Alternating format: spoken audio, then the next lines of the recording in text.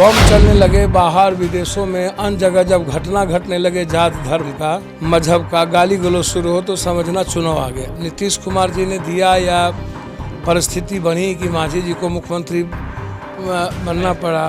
मैं तो चाहूँगा कि मांझी जी को रहना चाहिए। ये कांग्रेस को तय करना है, लालू यादव जी को तय करना है, नीतीश जी को, क्या पप्पू यादव जरूरत है या नहीं है। कहिएगा विचारधारा और महागठबंधन के लिए तो हम पैर पकड़ लेंगे, हमको कहाँ दिक्कत है कि विचारधारा में पैर पकड़ने की क्या जरूरत है। इसलिए मैं मांझी जी से जरूर चाहूँगा और आपकी आवश्यकता महसूस करती है और आपको ऐसे समय नीतीश कुमार जी और महागठबंधन के साथ रहना चाहिए। नमस्कार, मैं हूं निकुल तिवारी और आप लाइव सीरीज देखने देखिए हमारे साथ जाप सुप्रीमो पप्पू यादव हैं। बताइए कि नीतीश कुमार तेजस्वी यादव को घाटा होगा या फायदा होगा, क्योंकि मांझी तो आउट हो गए हैं।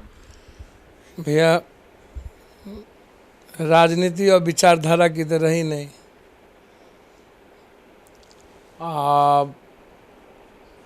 तुष्टीकरण की हो गई है। मृग तृष्णा नहीं होता है उसमें। अब भंवर जाल में पूरे देश, हर तरह के राजनीतिक व्यक्ति, छोटी बड़ी पार्टियां, सत्ता और सियासत के अलावा दूसरी बात नहीं सोचता है कोई भी। दुनिया आप उठा करके देख लें, हिंदुस्तान में आम आदमी की बात लगभग पार्टियां ख़त्म कर, एक आध पार्टी दो पार्टी को छोड़ के आम आदमी की बात कोई नहीं करता है। कोई भी पार्टी हो भैया, सत्ता में आने के पहले हम कोई 4,000 रुपया देता है, कहता है मैं ये दे दूंगा, मैं ये फ्री कर दूंगा, मैं ये फ्री कर दूंगा। विचारों पर, मुद्दों पर और विकास पर तो इस देश की सियासत टिकी हुई नहीं है। अब मैं सिर्फ मांझी जी को गाली दूं, अब मांझी जी को सिर्फ यह कहूं कि ये ऐसे इधर से उधर लगे रहते हैं। हिंदुस्तान में कोई ऐसी पार्टियां हैं, नरेंद्र मोदी जी कितने को छोड़े, कितने को पकड़े। मुफ्ती महबूबा को जब वो, जिसका कोई विचारधारा कभी तालमेल ही नहीं करता है बीजेपी से, और जब उसके साथ वो सरकार बना सकते हैं।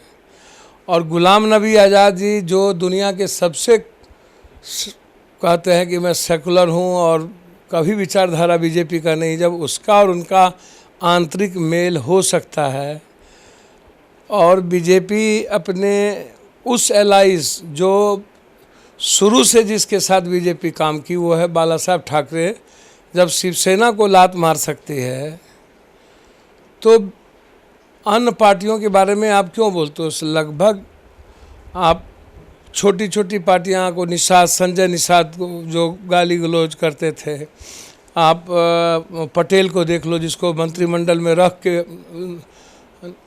निकाल दिया गया, फिर चुनाव आया विधानसभा का तो ले लिया गया मंत्री। अवसरवादिता की राजनीति है। इसको आप किस तरह से देखते हैं कि मांझी के बेटे पहले इस्तीफा देते हैं, फिर मांझी को निकाल दिया जाता है? देखिए, कोई नहीं किसी को निकालता है। पहली आप बात समझिए, सब लोग चुनावी मोड में आते हैं तो हर लोगों को, लगभग लोग ये सोचते हैं, चाहते हैं कि अभी एक वक्त है जब हम, जैसे चुनाव में जनता चाहती क्या है कि नेता लोग तो भर जिंदगी लूटता है, अब ये मौका है कि हम जो ही दही सो ही सही मिल जाए। कहीं पर 300 करोड़ का एक विधानसभा चुनाव साउथ में होता है और इसी वक्त में जात पात और हिंदू मुसलमान का जो मोड आता है, जब बम चलने लगे बाहर विदेशों में, अन्य जगह जब घटना घटने लगे जात धर्म का, मजहब का, गाली गलौज शुरू हो तो समझना चुनाव आ गया। चुनाव आ गया। हाँ, चुनाव के पहले गाली गलौज, माए बहन, गीता, कुरान, बाइबिल, हिंदू मुसलमान, बैकवर्ड फॉरवर्ड, कब्रिस्तान, शमशान, बकरीद, ये सब चुनावी मोड ऑन हो गया। तो ये पूछना चाहूँगा कि पप्पू यादव का चुनावी मोड ऑन है या ऑफ है? सर, हम तो सालों भर सेवा में लगे रहते हैं, 5 साल। मधेपुरा की जनता ने हरा दी दोनों बार, तो तब भी पूरे भारत और बिहार की सेवा में हम लगे हैं। हमको कहाँ फ़र्क पड़ता है, जितना हम बिहार में हम 1 महीना में घूमते हैं उतना में 20 साल में नहीं घूमे होंगे नीतीश जी और कोई आदमी।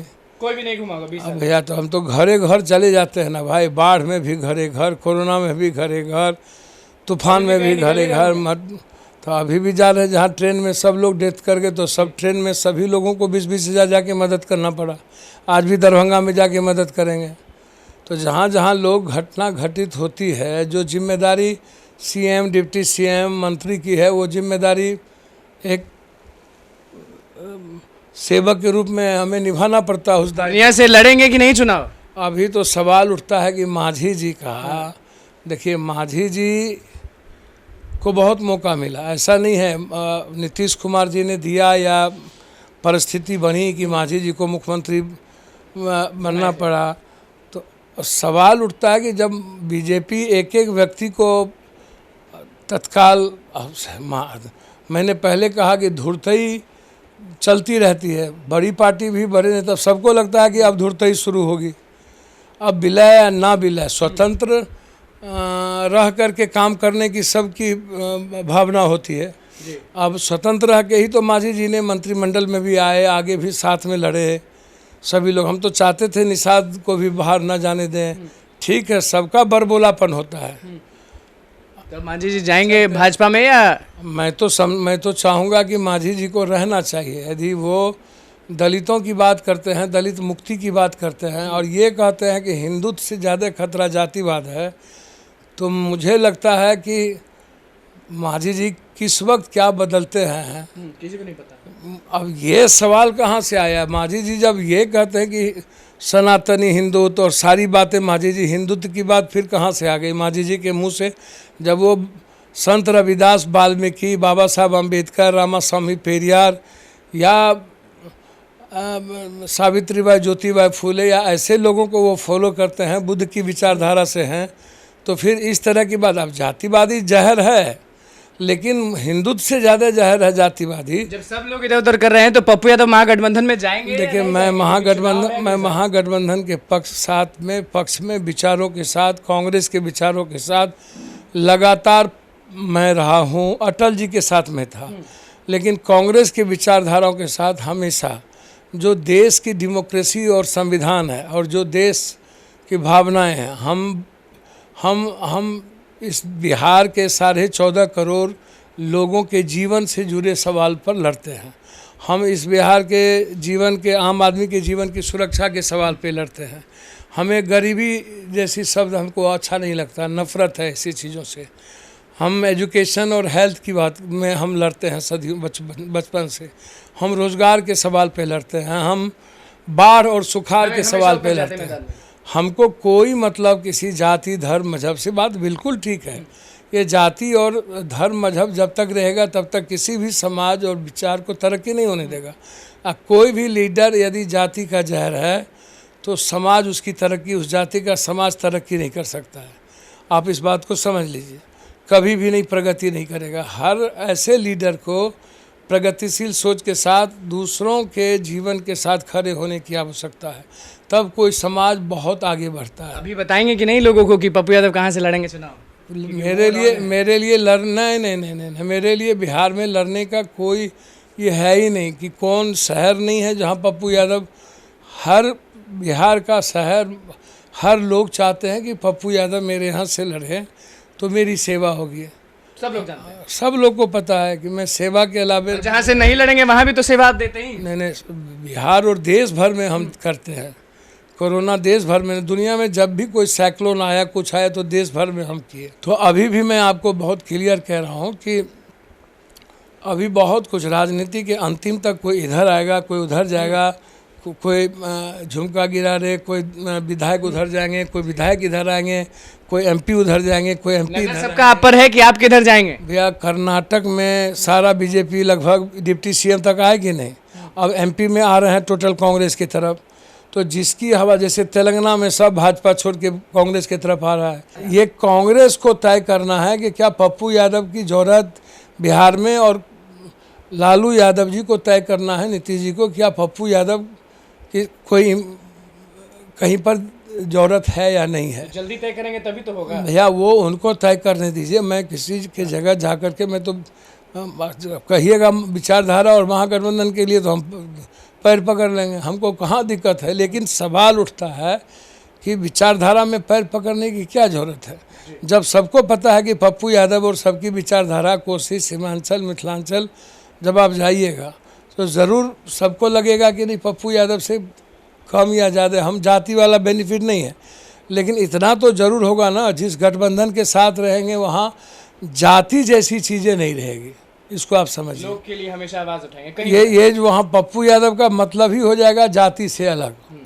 बिल्कुल धर्म हिंदू मुसलमान से अलग। आवाज भी रहेगी। पप्पू यादव का मतलब ही है इंसानियत, कंप्लीट मानवता।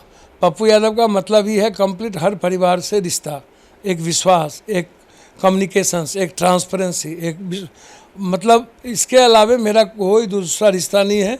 दूसरा रिश्ता यदि कुछ है तो बिहार की कंप्लीट, बिहार के आम आदमी की ज़िंदगी कैसे बदले और उसकी इकोनॉमी कैसे बढ़े, आम आदमी एजुकेशन और हेल्थ से कैसे बढ़े, मेरा सवाल यही होता है। मेरा सवाल दूसरा चीज़ उस पर आप कभी भी नहीं देखिएगा। इसलिए मैं मांझी जी से ज़रूर चाहूँगा और हम कि आप नीतीश जी को सम्मान देते हैं, कहते रहते हैं लालू यादव जी को, तो मेरा ज़रूर आपसे आग्रह होगा, यदि अम्बेडकरवादी सोच और बुद्ध को आप मानते हैं तो ऐसे समय में यह देश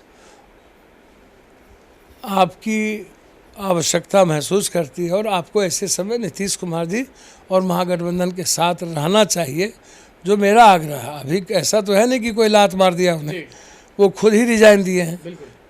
तो मैं समझता हूँ कि ऐसे समय में महागठबंधन को भी और उनको दोनों को कहीं ना कहीं फॉरगो करना चाहिए। देखिए मांझी के आउट होने पे भी बोले हैं और चुनावी मोड ऑन हो चुका है, उस पे आज बोले हैं पप्पू यादव। क्या कुछ कह रहे थे कि लालू यादव जल्दी सोचे, कांग्रेस जल्दी सोचे, तभी कुछ होगा। तो बस लाइव सीरीज के साथ बने हुए चैनल को सब्सक्राइब करें,